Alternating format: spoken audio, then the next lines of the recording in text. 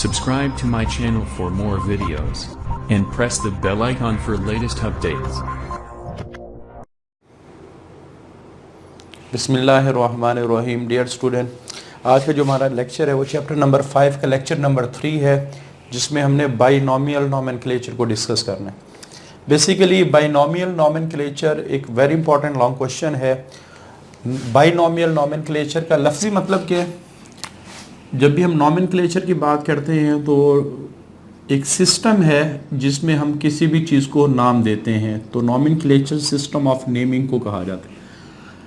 और जो नाम देते हैं उस नाम के दो वर्ड्स होने चाहिए। बाई का मतलब टू, नॉमिनल नेम्स, यानी जब भी हम किसी चीज़ को नाम देंगे साइंटिफिकली तो उस नाम के दो हिस्से होंगे। इस वजह से इसका नाम रखा गया बाइनोमियल नोमेनक्लेचर। और इसको सबसे पहले जो डिवाइस किया था, बनाया था, वो कॉर्लस लिनियस ने था। इस वजह से इसको जब भी हम डिफाइन करते हैं तो नाम से स्टार्ट करते हैं कि लीनियस सिस्टम है जिसमें हर स्पीशी को एक साइंटिफिक नेम दिया जाता है और साइंटिफिक नेम के दो हिस्से होते हैं, दो वर्ड्स होते हैं। तो इस सिस्टम को हम कहते हैं ये बाइनोमियल नोमेनक्लेचर है। ठीक है, आगे इसकी डेफिनेशन के बाद हमने देखना ये है कि इसकी ज़रूरत क्यों पेश आई। बेसिकली नाम देने का जो तरीक़ेकार है ये इंसान की, आप कह सकते हैं, खसलत में शामिल है, इंसान की आदत में शामिल है, इंसान की नेचर है कि वो चीज़ों को नाम देते हैं ताकि अपने लिए आसानी पैदा कर सकें। तो ये नाम देना तो सदियों से चला आ रहा है, लोग चीज़ों को नाम देते हैं। लेकिन पुराने ज़माने के अंदर जो नाम देने के लिए कोई तरीक़ेकार वजह नहीं था। अक्सर लोग जो चीज़ों को नज़र आती उसके बिहाफ पे नाम दे दिया करते थे। तो यही बात लिखी हुई है कि from the earliest times animal and plants are were given common name by the people. लोग उनको मुख्तलिफ़ किस्म के नाम देते थे। बाज़ ऐसे नाम होते तो थोड़े मुश्किल भी होते थे। ठीक है, since no system was used, और इन नाम को अडॉप्ट करने के लिए, यानी किसी चीज़ का नाम रखने के लिए कोई प्रॉपर सिस्टम नहीं था। हर बंदा अपनी मर्ज़ी से कोई भी नाम दे सकता था। तो इस वजह से इन चूजिंग दीज नेम, इन नाम्स को चूज़ करने के लिए पुराने ज़माने में कोई सिस्टम नहीं था। तो इस वजह से हर इलाके में हर चीज़ का एक अपना ही नाम होता है। अब जैसे फॉर एग्ज़ाम्पल यहाँ दो एग्ज़ाम्पल आपकी बुक में दी गई हैं कि सेम स्पीशी हो लेकिन उसके मुख्तलिफ नाम हो। कैसे? जैसे हम मिसाल देते हैं प्याज की, तो प्याज पाकिस्तान के मुख्तलिफ इलाकों के अंदर, अच्छा इंग्लिश की बात करें, प्याज को ओनियन कहा जाता है, सराइकी में वसल कहा जाता है, अरबी में बसल कहा जाता है, पंजाबी में गंडा कहा जाता है। अब चीज़ एक ही है प्याज, लेकिन इसके मुख्तलिफ रीजन्स के अंदर, मुख्तलिफ ज़ुबानों के अंदर इसके मुख्तलिफ नाम्स हैं। तो यही बात लिखी गई है कि in many cases regions have their own names, के बाद इलाकों के अपने ही नाम हैं। प्लांट एक है, एनिमल भी एक है, लेकिन हर इलाके में उस प्लांट को, उस एनिमल को एक सेपरेट नाम दिया गया है। इसी तरह जैसे अमलतास है, ये एक फ्लावरिंग प्लांट है, इसमें फूल लगते हैं, और इस फ्लावरिंग प्लांट के भी यानी मुख्तलिफ किस्म के नाम है। अर्गवेड, गरमाला, purging cassia, golden shower are different name for same plant. अब इसमें प्रॉब्लम क्या आया? बेसिकली अब चीज़ एक हो, उसको हज़ारों तरीके से याद करना मुश्किल होता है। जब साइंटिस्ट एक इलाके से दूसरे इलाके में मूव करें तो उनको नहीं समझ आ रहा होता कि हमने जो चीज़ डिमांड करनी है उस चीज़ का उस इलाके में क्या नाम है। तो इस वजह से साइंटिस्ट एक इलाके से जब दूसरे इलाके में जाते उनको प्रॉब्लम, एक तो तरीका ये था कि वो हर इलाके के नाम याद रखते, तो ये पॉसिबल नहीं है कि जैसे फॉर एग्ज़ाम्पल एक चीज़ है, पूरी दुनिया में उसके हज़ारों नाम हैं। अब एक चीज़ के हज़ारों नाम याद रखना मुश्किल है, और फिर हज़ारों चीज़ों के लाखों नाम याद रखना उससे मुश्किल है। तो आप कह सकते हैं ये बहुत ही मुश्किल टास्क था कि हम हर चीज़ के, हर इलाके के नाम को याद रखें। ये साइंटिस्ट के लिए बहुत मुश्किल काम है। ठीक है, तो इस वजह से एक ऐसे सिस्टम की ज़रूरत पेश आई जिसकी वजह से साइंटिस्ट के लिए आसानी हो, जब वो एक इलाके से दूसरे इलाके में जाएं तो उनको चीज़ों को डिमांड करना, उन पे रिसर्च करना थोड़ा सा क्या हो, आसान हो। और ये भी बाज़ दफ़ा होता था कि जैसे एक लैंग्वेज के अंदर कोई रिसर्च हुई है, अगर हम साइंटिफिक लैंग्वेज इस्तेमाल ना करें और एक लैंग्वेज के अंदर रिसर्च हुई है तो वो रिसर्च यूजली रीजनल ही रहती थी, एक इलाके तक ही महदूद रहती थी। उसकी वजह क्या होती थी? क्योंकि बाहर के लोग उस रिसर्च को नहीं पढ़ सकते थे, तो वो जो रिसर्च है वो इलाके तक महदूद रहती, तो दुनिया के लोग उससे फ़ायदा नहीं उठा सकते थे। इस वजह से ये सोचा जाना शुरू हुआ कि क्यों ना कोई ऐसा सिस्टम बनाया जाए जिसमें जब भी कोई साइंटिस्ट काम करे, उस साइंटिस्ट को सारी दुनिया के जो साइंटिस्ट हैं वो पढ़ सकें। तो एक इस पॉइंट ऑफ व्यू से एक सिस्टम की ज़रूरत पेश आ रही थी, कोई ऐसा सिस्टम हो जिसमें साइंटिस्ट के लिए इतनी आसानी हो जाए कि वो जिस इलाके में भी जाएं उनको चीज़ को डिमांड करने में, रिसर्च करने में कोई मुश्किल ना हो। इसमें प्रॉब्लम क्या आता कि अगर हम सिर्फ इन्हीं नाम्स को अडॉप्ट करते जो रीजनल हैं, तो फिर हर साइंटिस्ट को एक चीज़ के लाखों नाम याद रखने पड़ते या हज़ारों नाम याद रखने पड़ते, जो किसी भी इंसान के लिए पॉसिबल नहीं है। अच्छा, उसके बाद बाज़ दफ़ा चीज़ नाम एक होता है, चीज़ें डिफरेंट होती हैं। ठीक है, यहाँ क्या था कि नाम डिफरेंट थे, चीज़ एक थी। तो जैसे आपकी बुक में एग्जांपल दी गई है, जब भी हम बात करते हैं ब्लैक बर्ड्स, तो फ़ौरन ही हमारे जहन में एक ब्लैक बर्ड, काला परिंदा, कौवा आ जाते। हालांकि कौवे के साथ एक रेविन भी है जो ब्लैक बर्ड है। अब एक साइंटिस्ट ने ब्लैक बर्ड पर रिसर्च किया, अब दूसरे साइंटिस्ट को नहीं पता चलेगा कि ये कौवे की बात हो रही है या रेविन की बात हो रही है। तो क्योंकि दोनों की शक्ल, दोनों का कलर क्या है, काला है, ब्लैक बर्ड। इसी तरह ब्लूबेल की जब हम बात करें तो दुनिया में हज़ारों, कई, आप कह सकते दर्जनों पौधे ऐसे हैं, डजन्स ऑफ, डजन कहते हैं दर्जन को, ठीक है, कई दर्जन पौधे ऐसे हैं जिनके फ्लावर की जो शेप है वो बेल शेप है। तो ब्लूबेल का नाम क्यों रखा गया? क्योंकि ये वो फ्लावर है जिसमें फ्लावर की शेप बेल शेप है और रंग उसका ब्लू है। Dozen of plant with bell shape flower are called bluebells. लेकिन इनकी तादाद तो कई दर्जनों में है जो बेल शेप रखते हैं। अगर सिर्फ हम कॉमन चीज़ को देख के स्टडी करें तो फिर इसका मतलब इसी तरह के नाम हमारे सामने आते हैं और फिर उस वैरायटी की काफ़ी सारी चीज़ें सामने आ जाती हैं। तो फिर समझ नहीं आ रहा होता कि जो साइंटिस्ट ने रिसर्च की है वो किस चीज़ के ऊपर की है। इसी तरह जब कॉमन नेम सेलेक्ट किया जाता है उसकी कोई साइंटिफिक बेस नहीं होती। जैसे पुराने ज़माने में कोई भी एनिमल जो दरिया में पाया जाता है उसके लिए यूजुअली फ़िश का वर्ड इस्तेमाल करते हैं। अब कोई इसकी साइंटिफिक रीज़न नहीं है, बस क्या दरियाओं में पाए जाने वाले जो एनिमल है वो फ़िश हो गए। ठीक है, इसी तरह जब हम इस फिनोमिनन को देखें तो हमारे सामने काफ़ी सारी फिशेस आ जाती हैं, जैसे silverfish, crayfish, jellyfish, starfish. हालांकि ये जो चारों के साथ फ़िश का वर्ड ऐड है, इनमें से कोई भी एक फ़िश नहीं है। क्योंकि जब हम साइंटिफिक बुनियाद पे फ़िश को डिफ़ाइन करते हैं तो बायोलॉजिस्ट के लिहाज से फ़िश एक ऐसा एनिमल है जिसमें 3 प्रॉपर्टी होंगी। वर्टिब्रल कॉलम यानी बैकबोन, रीढ़ की हड्डी होगी। गिल्स फॉर रेस्पिरेशन, सांस लेने के लिए वो गिल्स इस्तेमाल करते होंगे। और उसके बाद फिन्स होते हैं। फिन्स क्या होते हैं? जो साइडों पे मछली के छोटे छोटे पर से लगे होते हैं, ये फिन्स कहलाते हैं। तो जब तक एनिमल में ये 3 प्रॉपर्टीज़ नहीं होंगी तो बायोलॉजिस्ट का कहना है ये फ़िश कंसिडर नहीं की जाएगी। उसको जब साइंटिफिकली हम फ़िश का ग्रुप बनाएंगे उनको फ़िश में नहीं रखा जा सकता। तो जैसे सिल्वर फिश, जब हम ग्रुपिंग की हमने किंगडम एनिमिलिया की, तो इसमें सिल्वर फिश को इंसेक्ट में रखा गया, छोटे कीड़े मकोड़ों में रखा गया। इसी तरह क्रे फिश क्रस्टेशियन है, ये हम एक फाइलम आर्थ्रोपोड पढ़ेंगे, उसमें एक क्लास आती है। जिस तरह फाइलम आर्थ्रोपोडा की एक क्लास इंसेक्टा है जिसमें कीड़े मकोड़े हैं, इसी तरह आप कह सकते हैं जो पानी में रहने वाले कीड़े मकोड़े हैं उनकी क्लास को क्रस्टेशियन कहा जाता है। तो ये भी एक छोटा सा कीड़ा ही है। जेलीफिश एक निडेरियन है, फाइल एनिमल का एक ग्रुप है। स्टारफिश ये इकाइनोडर्मेट है, तो ये भी एक एनिमल का ग्रुप है। जिस तरह हम कहते हैं ना फिश एक एनिमल का ग्रुप है, इसी तरह ये जो नाम लिखे गए ये भी एनिमल के क्या है, ग्रुप हैं। लेकिन सबके साथ फिश क्यों लगाया गया? क्योंकि पानी में रहती है। तो जब पुराने ज़माने में नाम दिए जाते थे तो यही चीज़ देखी जाती थी, बस पानी में रहती है, चलो इसको फिश कह दो, ठीक है, कोई साइंटिफिक बुनियाद नहीं थी। तो इस वजह से ये सारी चीज़ों को अगर बुनियाद बना के देखा जाए तो कॉमन नेम कन्फ्यूजन काज करते हैं। समझ नहीं आ रहा तो भाई क्या, इस केस में क्या होता है कि चीज़ें इतनी याद करनी पड़ जाती हैं कि याद करना मुश्किल होता है। इसमें क्या होती है कि चीज़ की समझ नहीं आ रही होती कि रिसर्च किस पे हुई, तो क्योंकि एक ही नाम काफ़ी चीज़ों को रिप्रेजेंट कर रहा होता है। इसमें क्या होता है कि कोई साइंटिफिक बेस इस्तेमाल नहीं हुई, तो इस वजह से एक ऐसे सिस्टम की ज़रूरत पेश आई जिसमें साइंस को बुनियाद बना के चीज़ों को नाम दिया जाए और फिर वो नाम सारी दुनिया के साइंटिस्ट उसको इस्तेमाल करें, ताकि एक साइंटिस्ट जब एक मुल्क से दूसरे मुल्क में जाए, एक इलाके से दूसरे इलाके में जाए, उसको हर चीज़ उस दूसरे साइंटिस्ट की रिसर्च का भी समझ आ रही हो, उसने क्या बात कहनी है वो भी समझ आ रही हो। वरना अगर हर लैंग्वेज में, हर ज़ुबान में साइंटिस्ट अपनी ही बात करे तो फिर शायद दूसरे साइंटिस्ट को समझना क्या हो जाएगा, मुश्किल।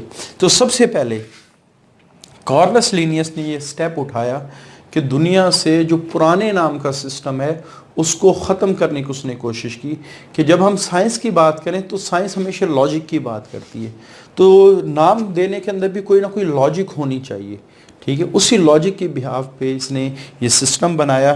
डिवाइस का मतलब होता है तरतीब देना, डिवाइस बनाना। उसने एक सिस्टम बनाया जिसमें उसने स्पीशी के नाम भी रखे और स्पीशी को क्लासिफाई भी किया, ठीक है। इसने क्या किया, डिस्कार्डेड द कॉमन नेम, जो पुराने नाम्स थे उनको ख़त्म कर दिया। ख़त्म करने से मुराद है कि उसने साइंस में उनको इस्तेमाल करना छोड़ दी।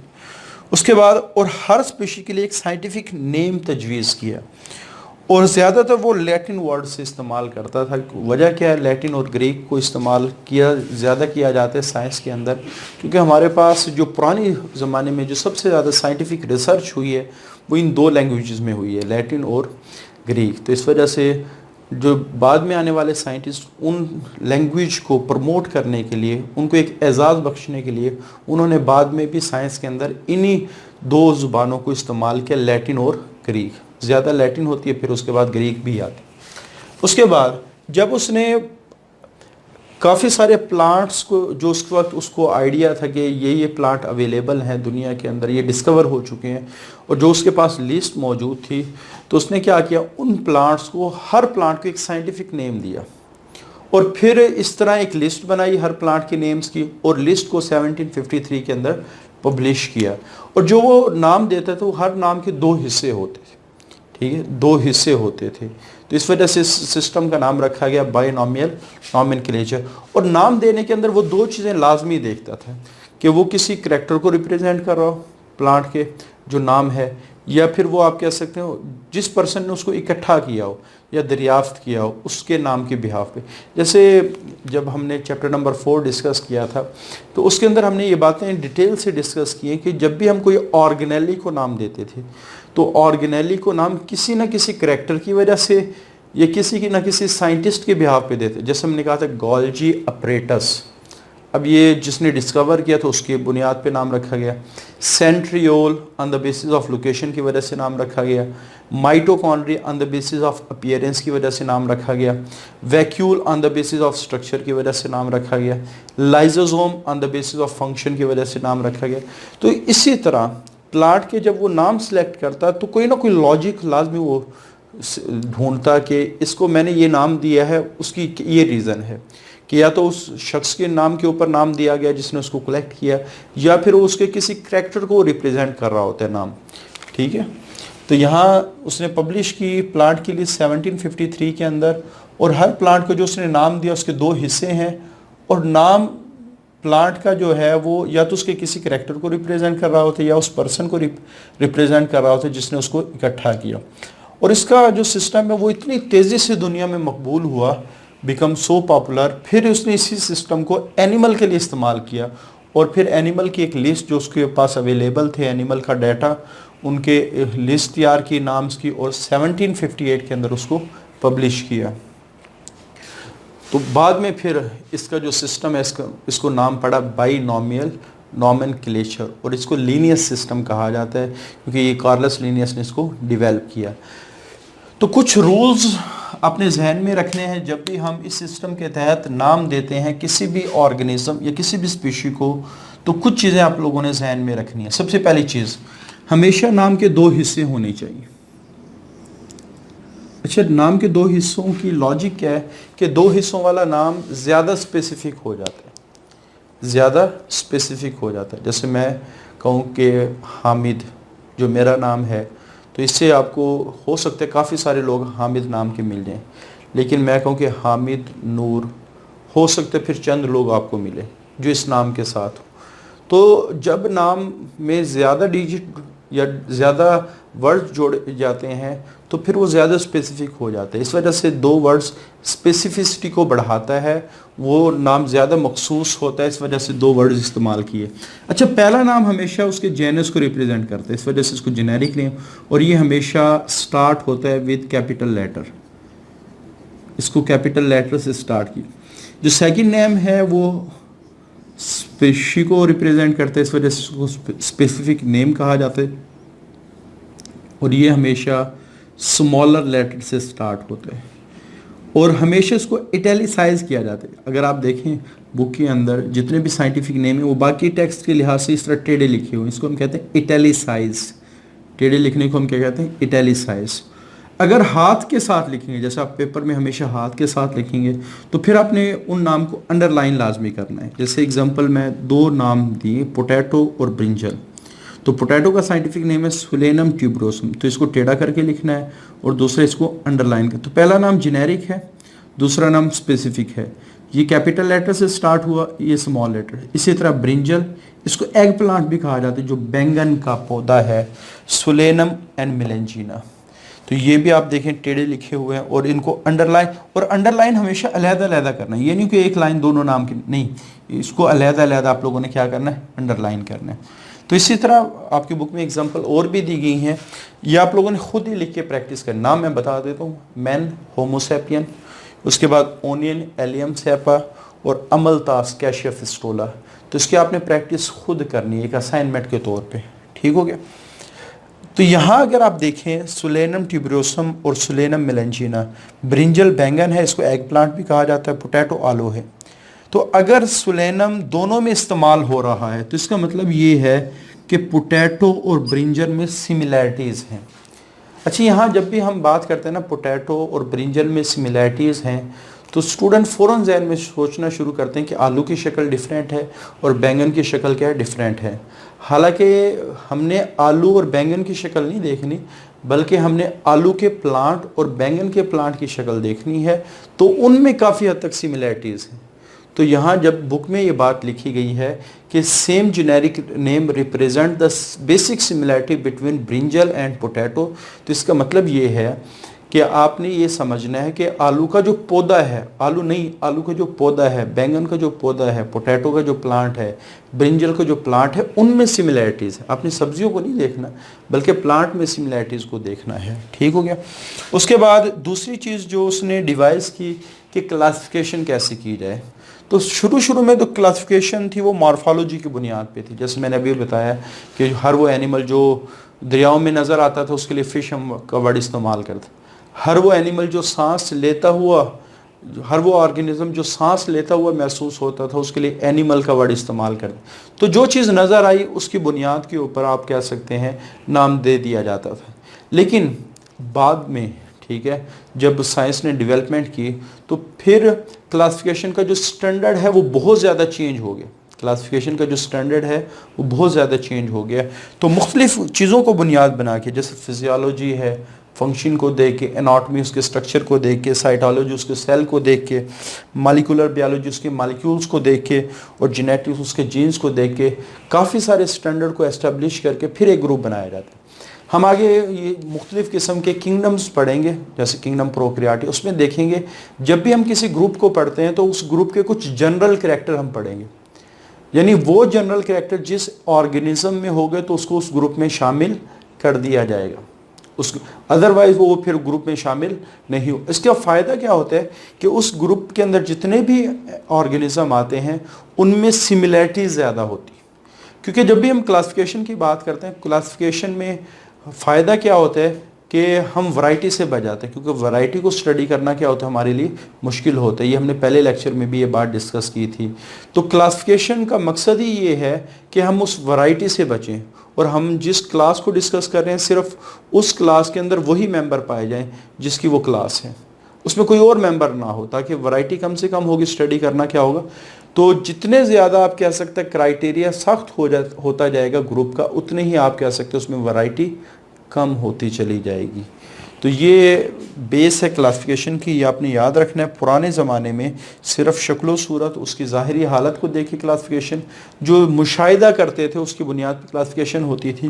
लेकिन जब साइंस ने के अंदर मज़ीद डेवलपमेंट आगे हुई तो फिर आप कह सकते हैं क्लासिफिकेशन का जो मेयार है वो थोड़ा सा चेंज हो गया। काफ़ी सारे स्टैंडर्ड्स को देख के फिर क्लासिफिकेशन होना शुरू हो गए, जिसकी वजह से जो ग्रुप बने वो बहुत ही ज़बरदस्त किस्म के ग्रुप बने। और इन ग्रुपिंग को हम फिर अगले चैप्टर्स में डिस्कस भी करेंगे। आज के लिए इतना ही। अल्लाह हाफिज़।